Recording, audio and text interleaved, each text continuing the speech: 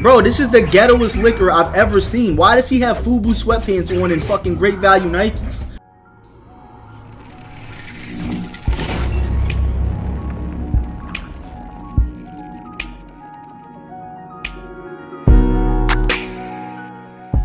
So funny story, guys. So when I was growing up, we didn't have a lot of money when I was poor, right? When I was growing up, we were kind of poor. My brother and me used to fight over the PS2 a lot. So whenever it was my time to play the PS2, he would be a bitch and take his games from me. So he had Monster Hunter 1. Like, I don't know, like we were playing Monster Hunter before Monster Hunter was hot. A lot of people weren't playing Monster Hunter 1 back in, 2004. That game was online and everything. But whenever he'd get mad at me because I want my time on the PlayStation, he would take Monster Hunter. So I didn't have Monster Hunter to play. So I said, Mom, please take me to GameStop and get me a game that I can play. I want Monster Hunter. I wanted my own copy of Monster Hunter. Alright? I wanted my own copy of Monster Hunter. So I said, I can't afford Monster Hunter. It's like $30. So my mom said, find something that's similar to Monster Hunter that will hold you over. And I said, okay. So I started, looking at some of the games. And you know how back in the day, we didn't really have the internet and shit. So we would go to GameStop. We would just take games and turn them around and look at the rear case and shit. And see if it looked cool just from the case. And we would be super disappointed when we got home. So I picked up Evergrace. I'm like, yeah, this is my Monster Hunter. My brother's going to be mad as fuck. It was $2.99. It was $2.99 even back in 2004. Okay, I don't know what happened, but it was $3. So I said, fuck it. I'm going to take a chance and I'm going to buy Evergrace. And I got home and I had this shit. And keep in mind, this didn't look anything. Look at that tree. Like, this was not Monster Hunter. This is what I ended up with. So my brother at no point was jealous of me playing this game. There was never a time that went by where he was jealous of me playing Evergrace because he still had Monster Hunter and this is what I was playing. But the case really sold me on this fucking game. I was fighting these big wasps and shit. You know what I mean? This was what I had. He just got Metal Gear Solid 1. And we got games late a lot of the time because we didn't have a lot of money. But, like, we still got it eventually. And he had Metal Gear Solid 1.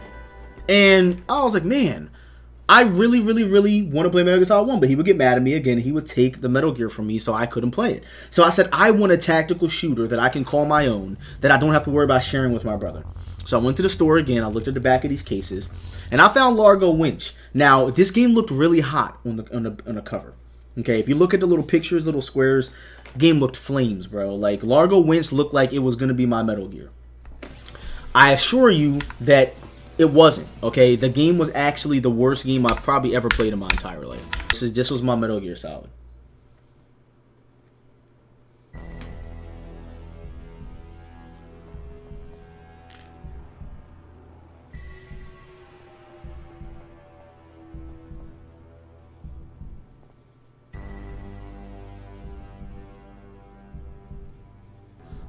Emery's childhood was the whole we have it at home. Bro, it was. Like, this is, when we wanted Metal Gear Solid, my mom be like, no, we got Metal Gear at home. This was the Metal Gear she was talking about. This is Metal Gear at home. This is what we fucking had, bro. Like, as a developer, guys, would you have allowed, like, if you were a development team, what would make you think that making that run animation was good? Why are they chasing him like that?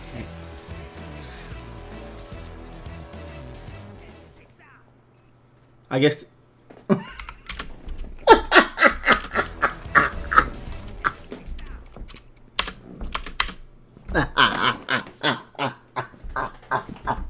What the fuck?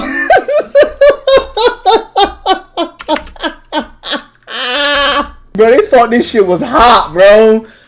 They was like, yo, put this shit out just like that, bro. What the fuck? There was a lot of times where we wanted games that we just couldn't afford, all right? So we wanted Resident Evil, all right? Resident Evil had just come out, and we couldn't get it. We didn't have the money to get it. Instead, my mom said, get something else that looks like Resident Evil and call it a fucking day. This was about $4 or $5. So this game was called TRAG. I'll never forget this because I still have it out in the living room. It was called Tactical Rescue Assault Group. So you know how they have stars?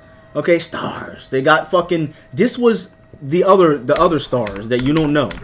So I want you guys to take a very kind listen to these characters' voices, alright? It's me. Alex!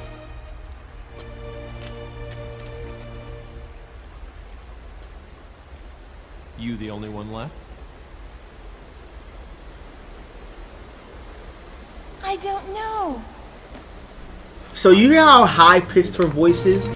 For some reason, when you started the game, her voice turned into a man's voice. I don't know why. Where are we? Michelle, look. Where are we? Bro, how did her voice get that deep? Inside Instantly. the building. Granted, we got past the opening, right? We got past the opening and said, bro, you know what? We'll get past the opening and we'll deal with it. Then we started playing. We're like, oh shit! So we moving around. We got a gun. We can aim it. When you go around the corner, you know how they have the camera angle chops and shit on the camera angles. How it would change in Resident Evil. So we were like, yo, we might have won here. Look, it looks like Resident Evil. It looked like Resident Evil. We were like, we might have gotten away with a great value game until we saw these fucking enemies. Okay, bro, what the fuck are these robots? And where the fuck did they come from? Bro, they have ties on and they're robots.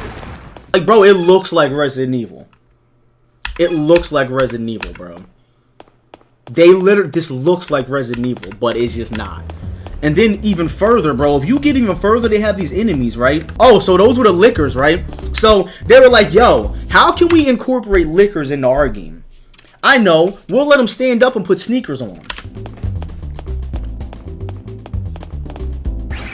Bro, this is the ghettoest liquor I've ever seen. Why does he have FUBU sweatpants on and fucking Great Value Nikes? Kind of OD right now. Ooh. Ooh. Bro, these are martial arts liquors, bro.